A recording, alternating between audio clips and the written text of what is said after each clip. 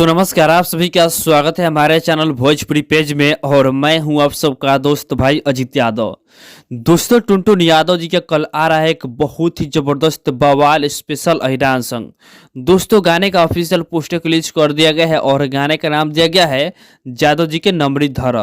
दोस्तों, बता दें इस गाने को टुनटुन यादव जी गाए हैं और साथ में अंजलि आर्या भी इस गाने को गाई हैं।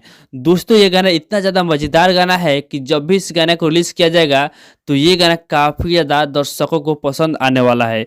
दोस्तों, बता दें इस गाने को लिखे हैं दीपक देशमुख जी और इस गाने में म्यूजिक है विजेंद्र तिवारी जी का, जो कि इस गाने को कल ही के दिन रिलीज किया जा रहा है। कल है 22 तारीख और कल ही के दिन इस गाने को सुबह सुबह 6:45 पे रिलीज किया जा रहा है सृष्टि म्यूजिक यूट्यूब चैनल पे।